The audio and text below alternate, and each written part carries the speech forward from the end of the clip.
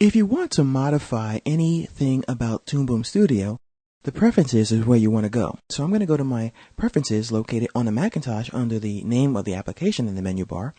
On a PC, you'll probably find it under the edit menu.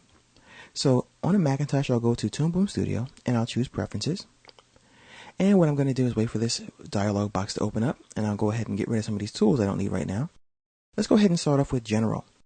Here we can change the username, any copyright information, and we can choose the location of the global library. We can also choose to see at startup the start page, or to load the last loaded project, or any of these other options here, so you can decide how Toom Studio will launch. We can also look at the shortcuts and modify them.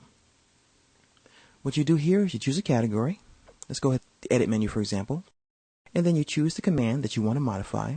And then you look here to see what the current key is to access that menu. Command, for example, Command or Control X is for cut. And if you want to change it, just click a key and then you'll be able to change the assignment of that key. I'm going to go to the interface now up here, and we can change how the interface is colored by default by Toom Studio, so that when you're in your interface or your timeline and in the exposure sheet, you can change the color that will show up to tell you what is what actually. So anything that's a media element will be this color by default, but if you want to change that, just go ahead and click on the swatch one time and you can change that color. I usually leave everything as it is. Sometimes when I'm drawing though, I don't want to see a white working area, so I'll change the color so that when I'm working, I'll have a nice gray or a dark color. Let me just go ahead and show you what I'm talking about. I'll go ahead and choose drawing camera, and I'll go ahead and drop that down to a nice dark color like so. I'll click OK, and now I have this color as my drawing view, so that the harsh white area doesn't hurt my eyes when I'm drawing. So I'll go ahead and resize that and show you what I'm talking about. I normally do that.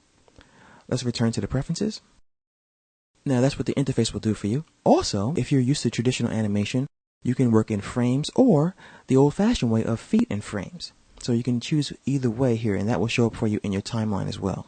You can also change how the light table works, so you can enable color shading, and once again you can change the color of the previous or next drawing by clicking on the swatch. You can enable the shade in the static light table, and you can enable the shade in the automatic light table. Under display here, we can choose how we want to render whatever we're working on. So I can choose on my Macintosh Quartz 2D or OpenGL. I can also change several of the rendering options. So I can have smooth textures and bitmaps, smooth tools, smooth pegs, and everything else.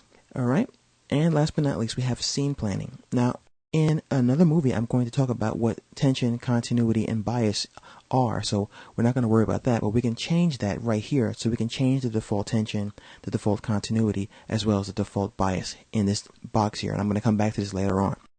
We can also change how the coordinate units work, so we can show units and we can determine how we want to see those units as fields, inches, or centimeters. Also, what I can change is the camera view, so I can use box highlighting, or I can have the selection always visible. And I can change how the pegs work, so I can have a linear spline when I'm animating, or I can have constant keyframes so that things jump to another spot instead of just going nice and smoothly. I can also choose to have a single cell selection, so I can click on a single cell in the timeline instead of having to click on the timeline and select everything at one time. So these are some of the preferences that you can change in your Toom Studio user interface.